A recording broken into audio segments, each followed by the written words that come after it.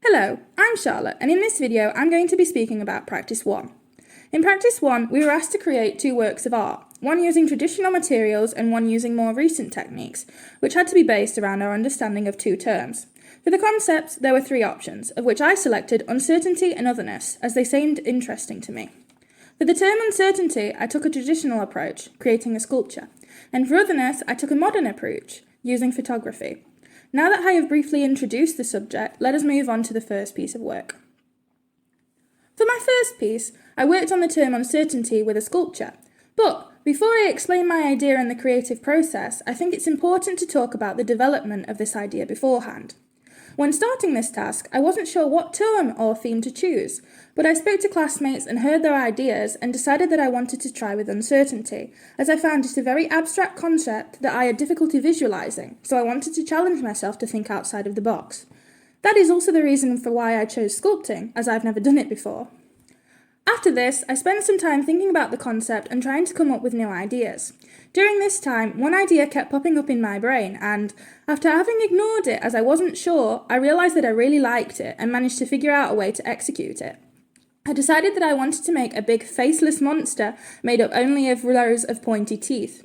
This monster would eat people's certainty in their own opinions, thoughts and feelings, as its only purpose in life. Though the idea is strange, it really relates to how I view uncertainty. Once I was sure of my idea, I started to physically create it.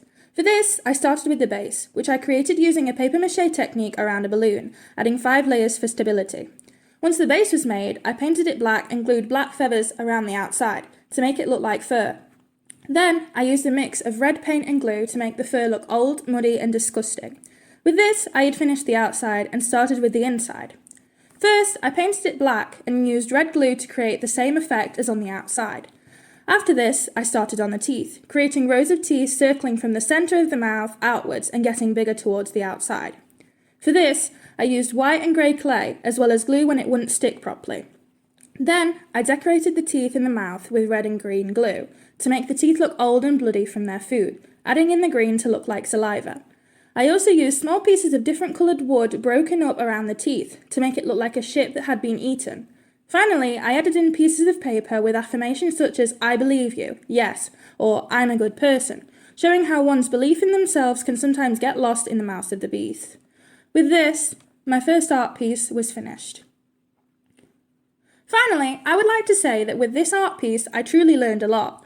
My perception of art has improved, and I now value it a lot more than before, understanding that perfection is unrealistic and that creating art is truly a difficult process that takes a lot of time. My artistic skills have also improved, as I am much better at making papier-mâché and moulding clay properly and efficiently in comparison to when I started this piece. And, when it comes to the reflection itself, working with such an abstract concept has really allowed me to think about how I view our world and other concepts like certainty or uncertainty, something I had never stopped to think about before. With this, let us move on to piece 2. For my second piece, I worked on the term otherness with photography, but, as I said previously in piece 1, it's important that I talk about the development of this idea before moving on to its creation. When I started this task, I wasn't sure what to choose as a theme, but I felt like the term stereotype didn't interest me as much as otherness, so I selected this one. As I had already chosen a traditional technique for piece 1, I needed to choose a modern technique for this one, and after getting advice from a friend who's well versed in photography, I decided to choose this form of media. For a long while, I thought about lots of different ideas, but I didn't love any of them, and was having a hard time with the decision. Eventually, I had an idea that I really wanted to execute, which I worked on perfecting. Here, there would be an image with 3 representations of the same person, reflecting how they presented to the public and how they truly felt inside, different from others. This would have been my final idea, but I was presented with an unexpected problem and had to quickly change the concept, starting over again. However, this allowed me to come up with a really interesting idea, which I then perfected and managed to create my final proposal. I decided that I would use the scanning option of my printer to take distorted photos of my face, representing the distraught and agonizing feeling that feeling different and separated from others can cause for people in this situation. Once I was sure of the idea I had chosen, I worked on creating it. For this piece, the creation process was quite simple. Once the printer was ready, I took a series of photos of my face, showing different expressions, and decided, with the help of my friends, which were the ones that managed to transmit the feelings that I was trying to show with these photos. After this, I uploaded the images to my computer and lightly edited them, increasing the warmth and distortion of the images, as well as decreasing the luminosity, and other small changes. With this, my second art piece was finished. To finish off this piece, I shall talk about my conclusions from this part of the project.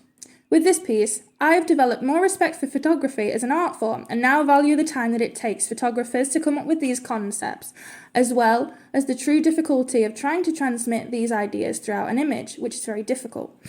Also, my photo editing skills have improved slightly while working on this project, as well as my ability to think of interesting materials and ideas that can be of use in these situations.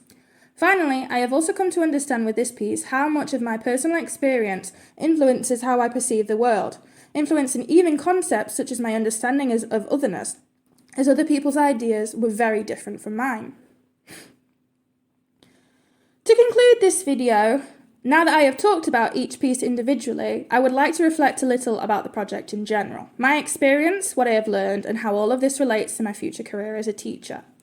Throughout this project, I have worked really hard and enjoyed developing each piece to the best of my abilities. Even though I understand that they are probably not perfect and I am happy to receive criticism that will help me improve in the future, I am really happy with my results and I am proud of what I've accomplished, having not done anything similar to this in the past. I've also been able to learn in a lot of different areas of art. I've been able to gain confidence in my artistic ability and open myself up to improvement without criticising myself too harshly, which I think is really important.